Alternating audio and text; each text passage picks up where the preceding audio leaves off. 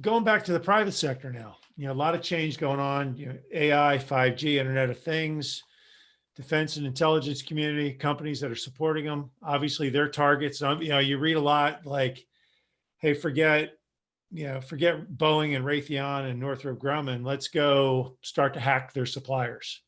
How do we start to protect the supply chain from cyber? How do we start to protect it from other methods of intelligence gathering that the world is using to collect US information? Well, I mean, supply chain analysis is a major theme among all of the consulting firms around national security. If you go and knock on any door at Deloitte or KPMG or Booz Allen, you're going to find somebody who that's their specialty is figuring out vulnerabilities in supply chains. So I would say that there's probably a million reports out there already on how to fix that system. I'm not going to pretend like I'm that analyst. Mhm.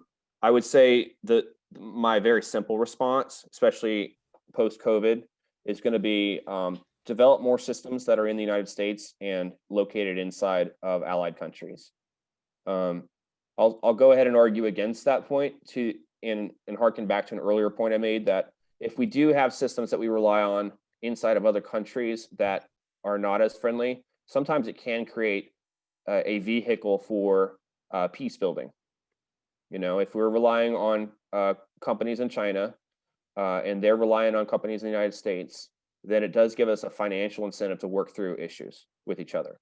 Mhm. Because I like to say it creates kind of like the picture of two boxers that get tangled up. They're not fighting because they are rapping with each other. And so if you have that, those interests on both sides, then it can provide kind of a tertiary opportunity to work through things. On the other hand, the supply chain issue, I think post COVID is, how can we make sure we're sourcing as much as possible from the United States? A, to keep money inside our economy, and B, to create more stable supply chains in case things get, rocky. We can make sure Mhm. that we have those supply chains pumping, and maybe C, to limit any vulnerability that we have for manipulation of the supply chains.